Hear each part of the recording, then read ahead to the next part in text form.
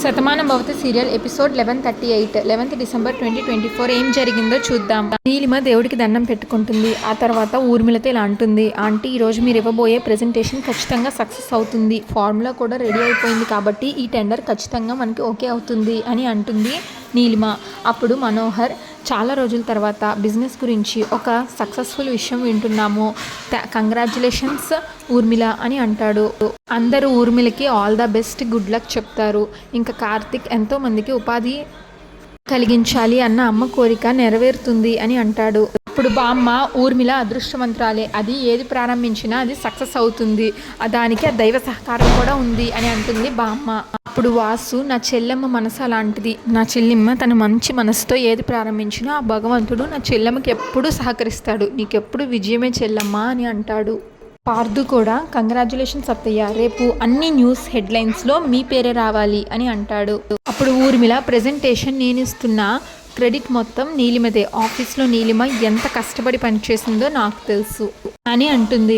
ఇంకా నీలిమ దేవుడి దగ్గర పెట్టిన ఫార్ములాలో అగరబత్తి బూడిద కాస్త పడుతుంది. అప్పుడు స్టాఫ్ మొత్తం అక్కడికి వచ్చి, ఈ ఫార్ములాలో అగరబత్తి బూడిద పడింది, మొత్తం ఫార్ములా మొత్తం కల్తీ అయిపోయింది, ఇంకో 1 అవర్లో ఊర్మిళ మేడం దీని గురించి ప్రెజెంటేషన్ ఇవ్వడానికేమో వస్తున్నారు.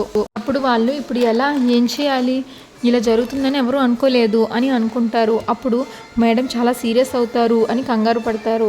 ఏం చేయాలో అర్థం కావట్లేదు అని వాళ్ళందరూ కంగారు పడుతుంటే, అప్పుడు వాళ్ళ ఆఫీస్లో ఒక అతను అర్హత లేని వాళ్ళందరినీ అందలం ఎక్కించాలనుకుంటే ఇలానే జరుగుతుంది, ఆ ఊర్మిళ నీలిమని పోస్ట్లో నుంచి పీకేసి నాకు ప్రమోషన్ ఇస్తుంది అని మనసులో అనుకొని నవ్వుకుంటాడు.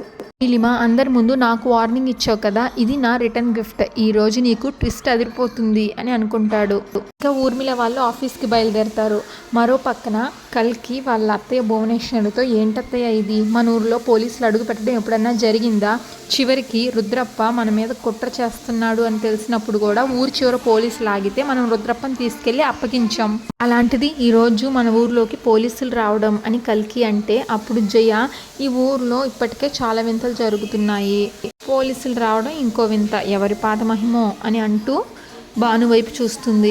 అప్పుడు భువనేశ్వరి, చూడు జయ, ఈ ఊరిలో జరగకూడని ఒక సంఘటన జరిగింది, 2 ఆడపిల్లలు కనిపించకుండా పోయారు, ఆ బాధలో ఊరి జనం అందరూ ఉన్నారు, దానిని ఎవరి మీద ఆపాదించి మాట్లాడడం మంచిది కాదు అని భువనేశ్వరి అంటుంది. అప్పుడు మురారి, వాళ్ళ గురించి ఖచ్చితంగా మనమే కనిపెట్టి తీరాలి అని అంటాడు. అప్పుడు ఆ ఆడపిల్లల వాళ్ళ మమ్మీ, అసలు ఈ పోలీసులు ఎందుకు వస్తున్నారు అమ్మగారు? అప్పుడు భాను, చెప్పాను కదండి కిడ్నాప్ అని, అక్కడ ఆశ్రమంలో కూడా ఒక అమ్మాయి సేమ్ ఇదే ఉత్తరం రాసి వెళ్ళిపోయింది, ఇక్కడ ఈ పిల్లలు కూడా సేమ్ ఇదే ఉత్తరం రాసి కనిపించట్లేదు, అంటే వాళ్ళు ఉత్తరాలు పెట్టి వెళ్ళిపోవట్లేదు, ఎవరో వాళ్ళని కిడ్నాప్ చేసి ఎవరికి అనుమానం రాకుండా ఉండడం కోసం ఈ ఉత్తరాలను సృష్టిస్తున్నారు అని భాను అంటుంది. ఇప్పుడు పోలీసులు ఆ లెటర్ తీసుకొని వస్తున్నారు అని భాను అంటుంది. మరో పక్కన ఆ రౌడీలు, పోలీసులు ఎంక్వైరీ మొదలు పెట్టారు మేడం అని అంటారు. అప్పుడు ఆదిలక్ష్మి, ఆ రాధ ఉంది కదరా, మనం ఎంత తెలివిగా కిడ్నాప్ చేసినా అది కనిపెట్టేసింది అని అంటుంది. అక్కడ ఊర్లో ఇక్కడ ఆశ్రమంలో ఒకేలాంటి ఉత్తరాలు ఉండడంతో అది పోలీసుల కంటే తెలివిగా ఆలోచించింది, అందుకే ఎంక్వైరీ మొదలు పెట్టారు అని ఆదిలక్ష్మి అంటే, అప్పుడు ఆ రౌడీలు, ఇప్పుడు ఎలా మేడం, పోలీసులు కానీ తలుచుకుంటే ఎలాంటి క్రిమినల్ అయినా పట్టేసుకుంటారు, ఇప్పుడు మన పరిస్థితి ఏంటి అని అడుగుతాడు ఆదిలక్ష్మిని. అప్పుడు ఆదిలక్ష్మి, ఇలాంటి వృత్తిలోకి దిగినప్పుడు భయంతో ఉండకూడదు, ధైర్యంగా ఉండాలి, పరిస్థితి ఎలా మారినా ఏం చేయాలో తెలుసుకునే ప్రయత్నం చేయాలి, దానికన్నీ ఏర్పాట్లు నేను చేశాను అని ఆదిలక్ష్మి అంటుంది. మరో పక్కన పోలీసులు భువనేశ్వరి వాళ్ళ ఇంటికి వెళ్తారు. అప్పుడు భువనేశ్వరి, రండి ఎస్ఐ గారు అని అంటుంది. పోలీసులు, ఆ లెటర్ ఎక్కడుంది మేడం అని అడిగితే భాను ఆ లెటర్ పోలీసులకి ఇస్తుంది. చూడండి, ఆశ్రమంలో దొరికిన లెటరు ఈ లెటరు ఒకేలా ఉన్నాయి అని పోలీసులకి ఇస్తుంది. పోలీసు ఆ లెటర్లు 2 చదివి, నిజం మేడం, హ్యాండ్ రైటింగ్లో కూడా ఎటువంటి తేడా లేదు, ఎవరో ఒకే వ్యక్తి చాలా తెలివిగా ప్లాన్ చేస్తున్నాడు అని అంటారు. ఈ క్రిమినల్ ఎవరో కానీ చాలా తెలివైన వాడై ఉండాలి అని అంటాడు పోలీసు. అప్పుడు భువనేశ్వరి, వాడు ఎంత తెలివైన వాడైనా సరే, ఎంత ప్రొఫెషనల్ అయినా సరే తప్పించుకోవడానికి వీల్లేదు, ఇది ఆడపిల్లలకు సంబంధించిన విషయం అని అంటుంది. వాడు మాత్రం కటకటాలు పాలవ్వాలి అని భువనేశ్వరి అంటుంది. మురారి ఆ పోలీసులతో, చూడండి ఎస్ఐ గారు, మా ప్రయత్నాలు మేము చేస్తున్నాం, కానీ మీ డిపార్ట్మెంట్ తలుచుకుంటే ఆ క్రిమినల్స్ని తొందరగా పట్టుకోగలరు అని మొదటిసారి పోలీసులకి ఈ కేసు అప్పచెప్తున్నాం అని అంటే తప్పకుండా మురారి గారు అంటాడు ఎస్ఐ.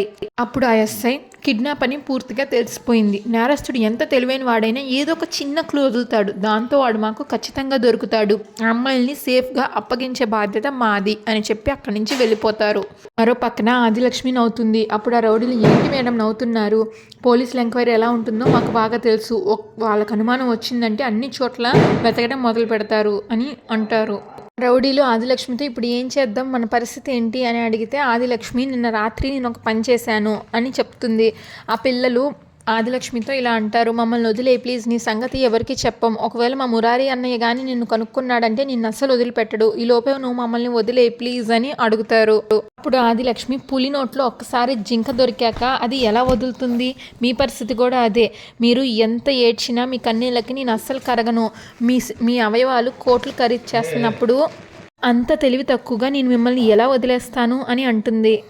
ఇంకా మీ మురారి అంటావా, వాడిని ఎలా ఇరికించాలో నాకు తెలుసు అని ఆ పిల్ల చెవిలి, ఇంకొక అమ్మాయిది ఐడి కార్డు, ఇంకొక అమ్మాయిది చిన్ని, ఆ మూడు తీసుకెళ్ళి ఆ మురారి కారులో వేసిద్ది. ఇంకా ఆదిలక్ష్మి ఎస్ఐకి ఫోన్ చేసి, సార్ అమ్మాయిలు కిడ్నాప్ అయ్యారని మీరు వెతుకుతున్నారు కదా, అది ఎవరు చేశారో నాకు తెలుసు అని అంటే, ఎవరు మీరు అని అడుగుతారు పోలీసు. సార్ అది నేను చెప్పలేను సార్, అది తెలిస్తే నా ప్రాణానికి ప్రమాదం ఉంది అని అంటుంది. కిడ్నాప్ చేసింది ఎవరో కాదు సార్, అమ్మవారి పల్లెకి సంబంధించిన మురారి, అతని కారులో నేను ఆ అమ్మాయిలకు సంబంధించిన వస్తువులు చూశాను, అది తెలుసుకొని నన్ను చంపడానికి మనుషుల్ని పంపించాడు, నేను అజ్ఞాతంలో దాక్కొని మీకు ఈ విషయం చెప్తున్నాను సార్ అని అంటుంది. మీరు వెంటనే అతని కార్ చెక్ చేయండి సార్, ఆధారాలు దొరుకుతాయి అని అంటుంది ఆదిలక్ష్మి. ఆదిలక్ష్మి ఫోన్ పెట్టేయంగానే పోలీసులు మళ్ళీ భువనేశ్వరి వాళ్ళ ఇంటికి వెళ్తారు. భువనేశ్వరి ఏంటి ఎస్ఐ గారు మళ్ళీ వచ్చారు అంటే, అసలు నేరస్తుడు ఎవరు అనేది మాకు ఒక చిన్న క్లూ దొరికింది, అంతకంటే ముందు మేము ఒకసారి కార్ చెక్ చేయాలి అని అంటారు. అప్పుడు జయ, ఏం మాట్లాడుతున్నారు సార్, ఏ ఊరు వచ్చి ఎవరి గురించి మాట్లాడుతున్నారు అని అంటుంది. మాకు ఇన్ఫర్మేషన్ వచ్చింది మేడం, అందుకనే ఒకసారి మీ కార్ చెక్ చేయాలి అని అంటాడు ఎస్ఐ. ఇప్పుడు భాను, కిడ్నాప్ జరిగింది అని నేనే చెప్పాను, అలాంటిది మీరు మా కార్ చెక్ చేస్తా అంటున్నారేంటి అని భాను అడిగితే, దానికి ఎస్ఐ, ప్లీజ్ మేడం, మీరు ఒకవేళ తప్పు చేయనప్పుడు భయపడాల్సిన అవసరం లేదు కదా అని అంటాడు. భువనేశ్వరి ఇలా అంటుంది, మీరు ఎందుకు అనుమానపడుతున్నారో నాకు తెలీదు, కానీ ఇక్కడ తప్పు జరగదు, ఇది అమ్మవారి పల్లె, నా కుటుంబం అని మర్చిపోమాకండి, మీరు వెళ్ళి కార్ చెక్ చేయండి అని అంటుంది. ఇంకా కార్ చెక్ చేస్తే కార్లో ఆదిలక్ష్మి పెట్టినవి అమ్మాయిల వస్తువులు ఉంటాయి. అప్పుడు ఆ ఎస్ఐ, మాకు వచ్చిన ఇన్ఫర్మేషన్ కరెక్టే, ఈ కిడ్నాపర్ ఎవరో కాదు మురారియే అని అంటారు. అందరూ ఆశ్చర్యపోతారు. భువనేశ్వరి, ఏం మాట్లాడుతున్నారు ఎస్ఐ గారు, ఎవరి గురించి మాట్లాడుతున్నారు, ఒకరికి సాయం చేయడమే తప్ప ద్రోహం చేయని కుటుంబం మాది, అలాంటిది నా కొడుకు మీద మీరు ఇంత పెద్ద నింద వేస్తున్నారు, దీనికి మీరు మూల్యం చెల్లించుకోక తప్పదు అని భువనేశ్వరి అంటే, ఇదిగో చూడండి అని అమ్మాయిల వస్తువులు చూపిస్తాడు ఎస్ఐ. చూడండి, మిస్ అయిన అమ్మాయిల వస్తువులు ఇక్కడ దొరికాయి అంటే ఈయనే కిడ్నాప్ చేశారు అని కదా, మాకు ఇప్పుడే ఒకళ్ళు ఫోన్ చేసి మురారియే కిడ్నాప్ చేశారు అని చెప్పారు, ఆధారాలు దొరికాయి కాబట్టి వెంటనే ఇతన్ని కస్టడీలోకి తీసుకుంటున్నాను అని మురారికి సంకెళ్ళు వేస్తారు. తాను లేదండి, మురారి గారు కిడ్నాప్ చేయడం ఏంటి, ఆయన వాళ్ళని చదివిస్తున్నారు, వాళ్ళు మిస్ అయ్యారని తెలిసినప్పటి నుంచి ఎంతో టెన్షన్ పడుతున్నారు, కల్కి మీకేదో తప్పుడు ఇన్ఫర్మేషన్ వచ్చింది, మా మురారికి ఏం తెలీదు, ప్లీజ్ దయచేసి అర్థం చేసుకోండి అని అంటాడు. ఇది ఎవరో కావాలని చేస్తున్నారు అని అంటాడు. సత్య కూడా, అవునండి మా మావయ్య చాలా మంచి వ్యక్తి, వీళ్ళందరూ మిస్ అయ్యారని మేము ఆశ్రమానికి వెళ్ళినప్పుడు మాకు తెలిసింది, అలాంటిది మా మావయ్య ఎలా చేస్తాడు అని అడిగితే పోలీసు అన్ని విషయాలు ఇంట్రాగేషన్లో తెలుస్తాయి అని అంటాడు. ఇప్పుడైతే ప్రాథమిక ఆధారాలు దొరికాయి కాబట్టి వెంటనే మురారి గారిని కస్టడీలోకి తీసుకోవాలి, దీనికి ఎవరు అడ్డు చెప్పినా బాగోదు అంటాడు ఎస్ఐ. అప్పుడు మురారి, అమ్మా ఇదంతా ఎవరో కావాలనే నన్ను ఇరికిస్తున్నారు, అదంతా నేను చూసుకుంటాను, మీరేం టెన్షన్ పడకండి అని అంటాడు. అక్క, అమ్మని జాగ్రత్తగా చూసుకోండి, నేను స్టేషన్ దాకా వెళ్ళొస్తాను అని అంటాడు మురారి. ఇంకా ఊర్మిళ ఆఫీస్కి వెళ్తుంది. అక్కడ స్టాఫ్ అంతా బయటే వెయిట్ చేస్తారు. గుడ్ మార్నింగ్ మేడం అంటే, ఊర్మిళ ఏంటి మీ అందరూ బయటే వెయిట్ చేస్తున్నారు అని అడుగుతుంది. అప్పుడు మేడం మీతో ఒక విషయం మాట్లాడాలి అని అంటారు. ఇంకా సేపట్లో కాన్ఫరెన్స్ స్టార్ట్ అవుతుంది కదా, అందరం అక్కడే మాట్లాడుకుందాం అని అంటాడు ఊర్మిళ. ఇంకా కాన్ఫరెన్స్కి సంబంధించిన ఆఫీసర్స్ వచ్చేస్తారు. ఊర్మిళ, నమస్తే సార్ మీ అని అంటుంది. అప్పుడు ఆఫీసర్స్, ఊర్మిళ గారు మీ కంపెనీతో టైఅప్ అవుతూ ఇలా కెమికల్ ఇండస్ట్రీలో అడుగు పెట్టడం మాకు చాలా ఆనందంగా ఉంది అని అంటారు. మీరిచ్చే ప్రెజెంటేషన్ కోసం మేము చాలా ఆతృతగా ఎదురు చూస్తున్నాం అని ఆఫీసర్స్ అంటే, దానికి ఊర్మిళ, మీ కంపెనీతో టైఅప్ అవడం కూడా మాకు ఆనందంగా ఉంది అని అంటుంది. దీనివల్ల 200 మందికి ఉపాధి కలుగుతుంది అని ఊర్మిళ అంటుంది. ఇంకా ఆఫీసర్స్, ఆఫీస్లోకి వెళ్ళిపోతారు. ఇంకా ఆఫీస్ స్టాఫ్ అతను మేడం మీతో అర్జెంటుగా మాట్లాడాలి అని అంటాడు. అప్పుడు సరే మాట్లాడదాం, నీలిమ నువ్వు వచ్చిన గెస్టులకి ఏం కావాలో చూడు అని అంటుంది ఊర్మిళ. ఇంకా అతను చెప్తాడనమాట ఊర్మిళకి విషయం. ఊర్మిళ ఏం మాట్లాడుతున్నారు నిరంజన్ గారు, ఫార్ములా పాడైందని ఇప్పుడా చెప్పడం అని అడుగుతుంది. అప్పుడు ఆ నిరంజన్ అది కాదు ఊర్మిళ గారు, నీలిమ గారు రాత్రి ఆ ఫార్ములా డబ్బా దేవుడి దగ్గర పెట్టినట్టున్నారు. పొద్దున మేము ఆఫీస్కి వచ్చి చూసేసరికి అగరబత్తి పొడి ఎంత అందులో పడినట్టు ఉంది.